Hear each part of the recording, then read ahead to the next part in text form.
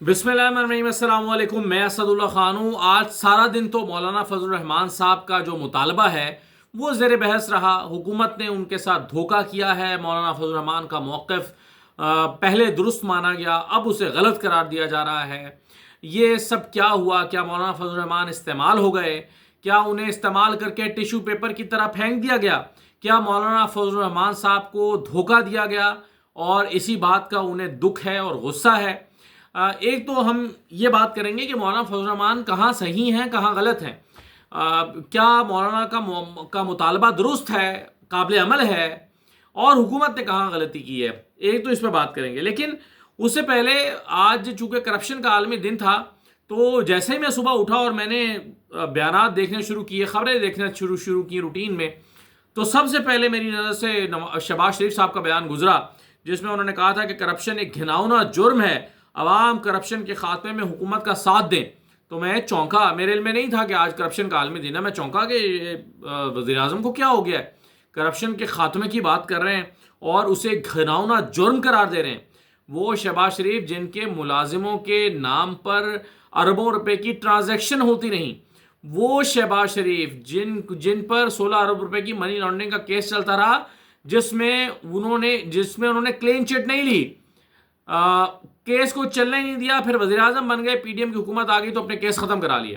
وہ وزیر اعظم شہباز شریف آج یہ کہتے پائے گئے جن پر نیب کے کیسز تھے، ان کے پورے خاندان پر منی لانڈرنگ کے، اور جن کا خاندان آج تک یہ جواب نہیں دے سکا کہ لندن کے اپارٹمنٹس کہاں سے آئے، کیسے آئے، ان کے بھائی اور ان کے بھتیجے یہ جواب نہیں دے سکے۔ تو وہ شہباز شریف آج صبح یہ کہتے پائے گئے کہ کرپشن ایک گھناؤنا جرم ہے، عوام کرپشن کے خاتمے کے لیے حکومت کا ساتھ دیں۔ سبحان اللہ۔ اچھا، ابھی میری حیرت کم نہیں ہوئی تھی کہ تھوڑی دیر بعد مریم نواز کا بیان میری نظر سے گزرا۔ مریم نواز نے فرمایا کہ پنجاب حکومت بدعنوانی کے ناسور کو ہمیشہ کے لیے ختم کرنے کے لیے پرعزم ہے۔ بدعنوانی یعنی کرپشن کو اردو میں کہتے ہیں بدعنوانی۔ تو مریم نواز نے کہا کہ پنجاب حکومت بدعنوانی کے ناسور کو ہمیشہ کے لیے ختم کرنے کے لیے پرعزم ہے۔ کرپشن صرف اخلاقی زوال نہیں بلکہ قوم کی ترقی کی قاتل ہے۔ سبحان اللہ۔ پتہ نہیں کون لکھ کر دیتا ہے یہ جملے شریف خاندان کو، اور وہ پڑھ دیتے ہیں۔ پھر کہا کہ روز اول سے میں نے کرپشن کے خاتمے کے لیے زیرو ٹالرنس کی پالیسی اپنائی ہے۔ مریم نواز کا یہ سٹیٹمنٹ، وہی مریم نواز جنہوں نے کہا تھا کہ میری لندن تو کیا پاکستان میں بھی کوئی پراپرٹی نہیں، اور پھر اربوں روپے کی پراپرٹی ان کی نکل آئی۔ وہی مریم نواز جن کا کوئی سورس آف انکم نہیں ہے لیکن پراپرٹی اربوں روپے کی ہے۔ وہی مریم نواز جن کے بھائی نے کہا تھا الحمدللہ میری ہمشیرہ اسے آن کرتی ہیں، یہ جو آف شور کمپنیز ہیں میری ہمشیرہ اس کو آن کرتی ہیں، بینیفیشل آنر ہے۔ وہی حسین نواز نے کہا تھا۔ اور وہی مریم نواز جن کے والد صاحب اور بھائی آج تک اس سوال کا جواب نہیں دے سکے کہ یہ جو ایون فیلڈ اپارٹمنٹ ہے یہ کس کے ہیں، اگر شریف خاندان کے ہیں تو کیسے خریدے، پیسے بیرون ملک کیسے منتقل ہوئے، کیا طریقہ کار تھا، منی ٹریل کیا ہے، نہیں بتا سکیں، لیکن کہہ رہی ہیں کہ پنجاب حکومت بدعنوانی کے ناسور کو ہمیشہ کے لیے ختم کرنے کے لیے پرعزم ہے اور پہلے دن سے زیرو ٹالرنس کی پالیسی اپنائی ہے، یہ مریم صاحبہ نے کہا۔ تو بہرحال چونکہ اب سارا دن گزر گیا، آپ اس طرح کے بیانات اور لطیفے پڑھتے رہے اور دیکھتے رہے۔ ساتھ ہی ساتھ ایک اور بیان تو چلیں، یہ تو کرپشن کے حوالے سے تھا، صدر آصف زرداری صاحب کا بیان بھی، آصف زرداری صاحب کا بھی کرپشن کے خاتمے کے حوالے سے بیان نظر سے گزرا۔ وہی آصف زرداری صاحب جن کے فیک اکاؤنٹس کی جب تحقیقات کی گئیں تو پتہ چلا کہ بلاول ہاؤس کا کیک اور بکرے اور نہ جانے کیا کیا کچھ جو ہے وہ فیک اکاؤنٹ سے ٹرانزیکشن ہو کر آتے رہے۔ وہی آصف زرداری صاحب جو ہیں وہ فرماتے رہے کہ آج کے کرپشن کے خاتمے کے لیے وہ سرگرم۔ تو بہرحال یہ دن بھی اس عرض پاک نے دیکھنا تھا کہ کرپشن کے اوپر جو ہے وہ یہ اصحاب اس طرح سے بھاشن دیں گے۔ ادھر چیف جسٹس صاحب کا بیان نظر سے گزرا، جنہوں نے فرمایا کہ پورے ملک کی عدلیہ کا وقار میں مجروح ہونے نہیں دوں گا۔ مطلب روز تو ہو رہا ہے چیف جسٹس صاحب، روزانہ تو ہو رہا ہے اور آپ ہونے بھی دے رہے ہیں، کیسے نہیں ہونے دیں گے؟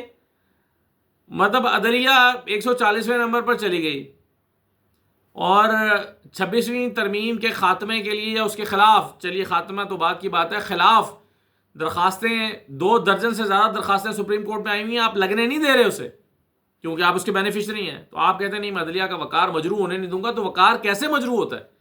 مطلب کیا کرے گا کوئی عدلیہ کا وقار مجروح کرنے کے لیے؟ کوئی مٹی بھر کے لائے گا عدلیہ کی دیواروں پہ پھینک دے گا تو اس سے وقار مجروح ہوگا؟ وہ ایسے ہی وقار مجروح ہوتا ہے جیسے ہو رہا ہے، اور کیسے ہوتا ہے؟ تو یہ آج سارا دن لطیفے ہم دیکھتے اور سنتے رہے ہیں۔ آ جائیے ذرا مولانا کے معاملے پر۔ مولانا کا موقف ہے کیا؟ پہلے میں 2 منٹ میں، صرف زیادہ ٹائم نہیں لیتا، 2 منٹ میں اس کو بریف کر دیتا ہوں کہ مولانا کا موقف ہے کیا۔ دیکھیے، مولانا فضل الرحمان صاحب جو ہیں، آج سے 5 سال پہلے جب ایک قانون بنا تھا کہ جو مدارس ہیں وہ وزارت تعلیم کے ماتحت ہوں گے، عمران خان کے زمانے میں جب عمران خان وزیر اعظم ہوا کرتے تھے تو یہ قانون بنا، اس پر سب نے اتفاق کیا، مولانا فضل الرحمان صاحب نے بھی اس پر اتفاق کیا اور وہ حصہ بن گئے۔ اس سے پہلے کیا ہوتا تھا؟ اس سے پہلے یہ جو دینی مدارس تھے یہ سوسائٹی ایکٹ کے تحت رجسٹر ہوا کرتے تھے، سوسائٹی ایکٹ کے تحت، اور یہ سوسائٹی ایکٹ جو ہے اس کے تحت یہ وزارت صنعت و پیداوار، انفیکٹ وزارت صنعت کے ماتحت آتے تھے۔ آپ سوچیں گے کہ مدارس کا وزارت صنعت سے کیا تعلق ہے، وزارت صنعت کے ماتحت آنے کا کیا کام ہے؟ تو اس کی وجہ یہ ہے کہ سوسائٹی ایکٹ کے تحت رفاہی ادارے، خیراتی ادارے رجسٹر ہوا کرتے تھے۔ تو مدارس کا موقف ہے کہ چونکہ یہ بھی ویلفیئر کا کام کرتے ہیں تو اس لیے ان کو بھی ایک سوسائٹی ایکٹ کے انڈر آنا چاہیے، تو اسی لیے 1960 سے لے کر اب تک یہ اسی سوسائٹی ایکٹ کے تحت وزارت صنعت کے ماتحت جو ہے وہ کام کرتے رہے اور اسی کے تحت رجسٹر ہوتے رہے۔ لیکن پھر یہ خیال آیا، جب فیٹف کا معاملہ آیا، جب فنڈنگ کا سوال اٹھے، اس کی فنڈنگ کو، مدارس کی فنڈنگ کو چینلائز ہونا چاہیے، ان کے بینک اکاؤنٹس کھلنے چاہیے، تو اس سلسلے میں پھر اس کو وزارت تعلیم کے ماتحت کر دیا گیا، جو ایک ریشنل بات بھی تھی، لاجیکل چیز بھی تھی، کیونکہ مدارس کا کام بھی تعلیم دینا ہے، تو وزارت تعلیم کے تحت اگر یہ آ جائیں تو، اور ان کی ڈگریز بھی چونکہ آگے جا کے پھر ہائر ایجوکیشن کمیشن ہی ایکویلنٹ قرار دیتا ہے کہ جی یہ درس نظامی کی ڈگری ایم فل کے ایکویلنٹ ہے، یا ایم فل کے یا ماسٹرز کے ایکویلنٹ ہے، جو بھی ایکویلنسی جو ہے وہ ایچ ای سی قرار دیتا ہے۔ تو محکمہ تعلیم کی ضرورت تو پھر بھی پڑتی ہے آگے جا کے، اسی لیے محکمہ تعلیم کے اس کو ماتحت کر دیا گیا۔ اس پر سب متفق ہو گئے، آج بھی متفق ہیں۔ لیکن مولانا فضل الرحمان صاحب کو شاید یہ اور باقی تمام جو آپ کے علم میں ہے کہ جو بڑی جو تنظیمیں ہیں مدارس کی، اس میں سے ایک تو یہ ہے وفاق المدارس العربیہ، جسے آپ وفاق المدارس کہتے ہیں، جس کا کو مولانا فضل الرحمان سپورٹ کرتے ہیں اور مفتی تقی عثمانی اس کو ہیڈ کرتے ہیں۔ اسی طرح سے دوسری بڑی تنظیم جو ہے وہ تنظیم المدارس اہل سنت ہے، جس کو بریلوی مدارس جو ہے وہ اس میں آتے ہیں۔ پھر تیسری تنظیم اہل حدیث یا سلفی مدارس کی ہے۔ اسی طرح سے جماعت اسلامی کی بھی ایک تنظیم ہے، تنظیم رابطۃ المدارس، اور اسی طرح سے رابطۃ المدارس الاسلامیہ، اور اسی طرح سے وفاق المدارس الشیعہ، پاکستان کے ساتھ شیعہ مدارس منسلک ہیں۔ تو یہ 5 بڑی تنظیمیں ہیں۔ اس میں اب باقی جو تنظیمیں ہیں وہ ساری اس بات سے متفق ہیں اور اس پر مطمئن ہیں کہ وزارت تعلیم کے تحت وہ ہیں، ان کے اکاؤنٹس بھی کھل رہے ہیں، وہ رجسٹر بھی ہو رہے ہیں، ان کے بینک اکاؤنٹس بھی موجود ہیں، ان کو فنڈنگ بھی آتی ہے، سب کچھ ہوتا ہے اور رجسٹرڈ ہے، سب کچھ ٹھیک ہو رہا ہے۔ شاید مولانا فضل الرحمان کو اس بات کو لگتا ہے کہ اس سے تو ان کی فنڈنگ جو ہے وہ ذرا چینلائز ہو جاتی ہے، پتہ چل جاتا ہے کتنے پیسے آ رہے ہیں کتنے نہیں آ رہے۔ تو مولانا فضل الرحمان صاحب نے اپنے لیے ایک راستہ ڈھونڈا۔ جب 26ویں ترمیم ہو رہی تھی تو مولانا نے کہا کہ اچھا چلو 26ویں ترمیم ہو رہی ہے تو اس میں اپنا الو تو سیدھا کرو۔ تو مولانا فضل الرحمان صاحب نے کیا کیا، انہوں نے یہ شرط رکھ دی کہ نہیں جی نیا قانون بنے گا اور ہم جو چاہیں مدارس وہ واپس سوسائٹی ایکٹ کے تحت یا وزارت صنعت کے تحت جو ہے وہ رجسٹر ہو جائیں یا ان کے تحت کام کرتے رہیں۔ اور حکومت نے ان کی بات یہ مان بھی لی۔ لیکن بعد میں خیال آیا حکومت کو، یا بعد میں نہیں خیال آیا، خیال تو اسی وقت آ گیا ہوگا، اس وقت تو اب حکومت نے اصل میں 2 نمبری کیا کی ہے مولانا کے ساتھ۔ حکومت نے 2 نمبری یہ کیا ہے، حکومت کو پتا تھا یہ غلط ہو رہا ہے، حکومت کو پتا تھا یہ نہیں ہو سکتا، حکومت کو پتا تھا کہ مولانا غلط مطالبہ کر رہے ہیں، حکومت کو پتا تھا اس سے رولا پڑ جائے گا، لیکن حکومت نے چونکہ 26ویں ترمیم اس وقت کرانا تھی تو مولانا کی بات مان لی اور کہا کہ ٹھیک ہے، مولانا سے کہا کہ بالکل ٹھیک ہے، ہم کوئی مسئلہ ہی نہیں ہے، اور بل پیش بھی ہوا، قومی اسمبلی اور سینٹ ہے پاس بھی ہو گیا، لیکن صدر کے پاس آ کے رک گیا، اور وہ رکنا ہی تھا کیونکہ عملی طور پر شاید یہ ممکن بھی نہیں ہے، اور اس پہ پھر اگین فیٹ اپ پہ بہت سارے سوال اٹھیں گے کیونکہ اسی کی قدغن کو پورا کرنے کے لیے تو یہ ہوا تھا۔ اب مولانا کہتے ہیں ہمارے ساتھ دھوکہ ہوا ہے، تو یہاں تو وہ ٹھیک کہتے ہیں، مولانا کہہ ٹھیک رہے ہیں کہ ان کے ساتھ دھوکہ ہوا ہے، یعنی 26ویں ترمیم پاس کرا لی گئی اور اس کے بعد جو ہے وہ ان کو ٹیشو پیپر کی طرح استعمال کر کے پھینک دیا گیا اور ان کی بات نہیں مانی گئی۔ حالانکہ طے یہی ہوا تھا کہ آپ 26ویں ترمیم کو ووٹ دیں، ہم آپ کا یہ مدارس والا مسئلہ حل کر دیں گے، مولانا اس میں مان گئے تھے. مولانا نے سوچا چلو یار جو ہوتا ہے وہ ترمیمیں شرمیمیں یہ تو ہوتی رہتی ہیں, اپنا یہ مدارس والا معاملہ تو سیدھا کریں نا, اس سے ہم ذرا انڈیپینڈنٹ رہیں گے, ہم اپنی فنڈنگ کر سکیں گے, ہمارے فنڈنگ اور کے معاملات ذرا اپنے ہاتھ میں رہیں گے, مٹھی میں رہیں گے. ہم کیوں کسی کو جواب دیں گے ہم کتنے پیسے اکٹھے کرتے ہیں اور کتنے خرچ کرتے ہیں, کیونکہ مولانا کی سیاسی جماعت بھی ہے, اور مولانا پہ الزام یہ ہے کہ مدارس کے پیسے اکٹھے کر کے یہ سیاسی جماعت پہ بھی لگاتے ہیں, اور اگر مدارس سے پیسے اکٹھے کر کے سیاسی جماعت پر لگائیں گے تو اس سے سوال بھی ہو سکتا ہے. تو انہوں نے سوچا کہ بہتر یہ ہے کہ ہم اپنے اکاؤنٹس کو اپنے ہاتھ میں رکھیں, ہم کیوں وزارت تعلیم کے ماتحت جائیں. تو مولانا نے بھی چالاکی کھیلی اور حکومت نے بھی چالاکی کھیلی, دونوں وہ نیلے پہ دہلا ہو گیا, دونوں ایک دوسرے کو ٹکر گئے. اب حکومت کو یہ چاہیے تھا اس وقت کہتے کہ مولانا دیکھیے ہم آپ سے 26ویں ترمیم پہ ووٹ ضرور مانگ رہے ہیں, لیکن جو آپ کہہ رہے ہیں نا یہ نہیں ہو سکتا, اس سے تو پورا ڈھانچہ پھر خراب ہو جائے گا. باقی مدارس 18,000 مدارس رجسٹر ہو چکے ہیں وزارت تعلیم کے تحت, ان کا ہم کیا کریں گے, ان سب کو تو نہیں لا سکتے.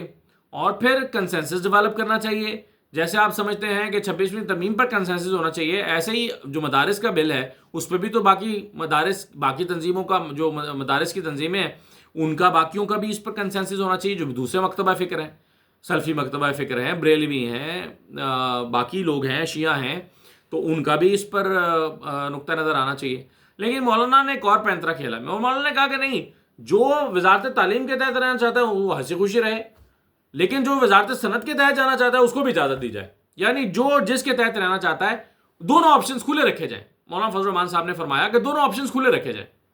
اب یہ دونوں آپشنز کھلے رکھنا اب حکومت کے لیے ممکن, حکومت کو دکھائی نہیں دیتا. اب اس میں اگر ہم اس کو سم اپ کریں تو وہ یہ ہے کہ دیکھیں کیا مولانا بھی غلط رہے اور کیا حکومت نے بھی غلط ہے. مولانا کے اس مطالبے کو حکومت کو اس وقت ماننا ہی نہیں چاہیے تھا, لیکن حکومت نے اپنی 26ویں ترمیم کرانے کے لیے اس وقت حامی بھر لی اور بعد میں مکر گئے. تو وہ کہتے ہیں چورانوں پہ گئے مور. تو وہ جو مولانا فضل الرحمان صاحب نے اپنی چالاکی کھیلنے کی کوشش کی تھی, حکومت ان سے زیادہ چالاک نکلی ہے.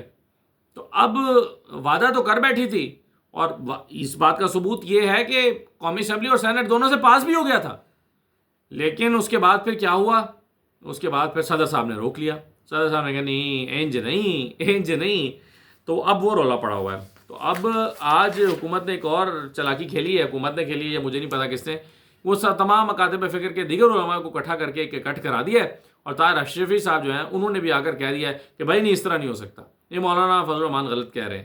اب مولانا تھوڑے کمزور پڑ گئے ہیں. اب مولانا کہتے ہیں کہ جی یہ علماء کو آپس میں لڑانے کی کوشش کر رہے ہیں, یہ ہم کامیاب نہیں ہونے دیں گے. لیکن اب مولانا تنہا رہ گئے اپنے موقع میں, باقی تنظیمیں ساری ایک سائڈ پہ کھڑی ہو گئی ہیں, مولانا تنہا رہ گئے.